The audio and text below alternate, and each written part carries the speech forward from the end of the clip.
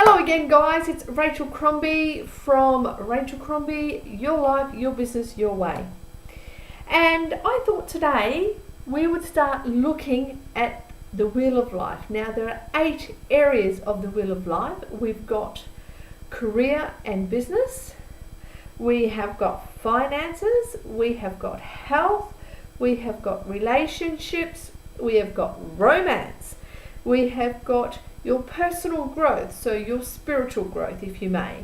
We have got fun and recreation, and we've got the physical environment. So over the next 8 days, I really would like to talk about these 8 areas, or the Wheel of Life as you like to call it, and just give you guys a bit of an insight to it as to how they actually work, because this is part of my personal coaching program. Well, I've got quite a few programs, and this comes into a couple of them, the Wheel of Life, because if you've got one area that's being affected pretty dramatically, you can pretty much guarantee that the others are starting to fall in too.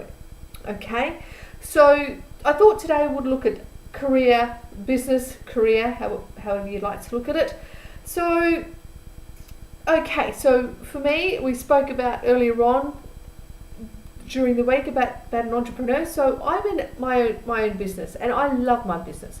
I do currently work for someone else though. Am I enjoying that role? Not really. It's not serving me in any purpose. It's not serving me anything. It's not giving me the satisfaction I need. However, it is certainly helping me to gain my way so I can get my business up and running. Okay, so I do have that to fall back on for finances to get my business up and running. However, some people, they're in a job. They could be in a call center role. They could be in a customer service role, or whatever it may be. They may be a managing director, or they could be an executive, and they could really dislike the job that they're in. They just may not like that company. Guys, you need to be really careful. Like, if you are working for someone, you're spending most of your time at that office. Okay? So if they don't have a work at home program for you where you can sit at home and you can do your work at home, majority of people have to go to work, like call center consultants, they have to go to work. Okay? People in fast food places have to go to work. Customer service industries have to go to work. The government sector, they have to go to work. They have to go to an office. If you're not 100% satisfied, if you're not getting what you need for yourself in that role, you need to look at that. What is your passion? What is it you want to do? How can you make your job better for you, that you are okay or you're happy going to work every day? What is it that you can do to improve your day? What is it you can do to improve your job? What is it you can do to improve your career? What is it you can do to improve your relationships with the people you work with? Okay? If you're in your own business, is your business successful? Is it booming? Are you just getting it off the ground? Are things not working out for you?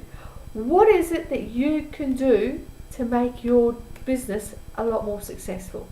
Well, if you've watched my 3 steps so you want to become an entrepreneur, if you watch those 3 videos that are on at the beginning of the week, that'll give you some insight on how to get started or where you want to go. Okay, if you're in your own business. Now, if you are working for someone, then perhaps you could sit down with your supervisor or your manager and ask if you could go into a mentoring program. Okay, because most businesses in this day and age are offering mentoring programs for people in the workplace to help them progress up the ladder.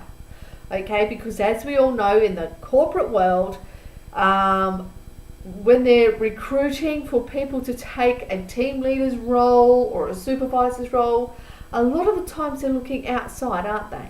So we want them to start looking at you and how you can be valuable to this company, because they want people that are valuable. Okay, so how can you be valuable to this company? What is it that you can offer to this company that you are working for?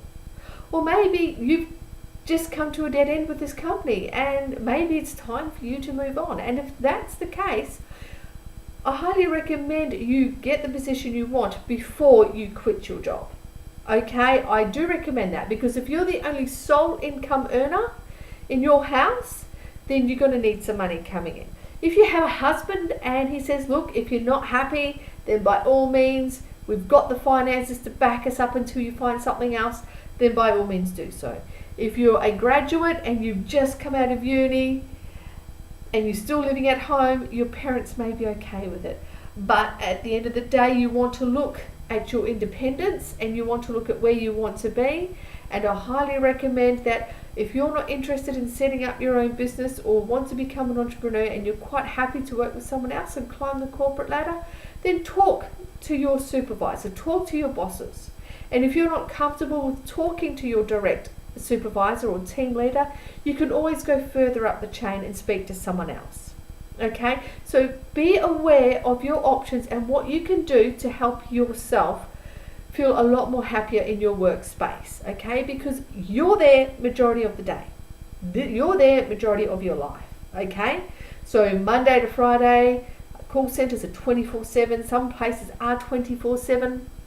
You know, so you're there majority of your day, majority of your life, and it's up to you on what you can do to make it better and easier for you. So what is it that you can do? So what I usually like to do is, if I'm in a situation that I'm finding this is really yuck, I'll write out a list of pros and cons about the company. So okay, so I'm not happy with being in mining. Okay, so here's a classic example. I'm not happy with being in mining. So what are the pros and cons? Okay, well, this pros and cons has given me that, you know, the pros about this, about being in mining, has given me money so I can still live a decent lifestyle while I'm studying my masters. Okay, it has given me the opportunity to buy my own home so I can set up my own little business in my own home. Okay, the cons are being in mining has not given me great leverage to be able to climb the corporate ladder. Okay, second one, it's a male dominating industry. Okay, the pros about it being a male dominating industry is that I've managed to be able to come into myself more and get to know myself and know what I want. There's always a benefit out of a negative situation. There's always a light at the end of the tunnel. There's always something there that you are going to gain something out of. So you need to look at this as an experience and what is the opportunity that you can get out of this experience.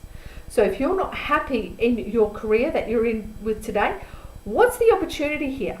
Have a look at it and what can you do to make it better?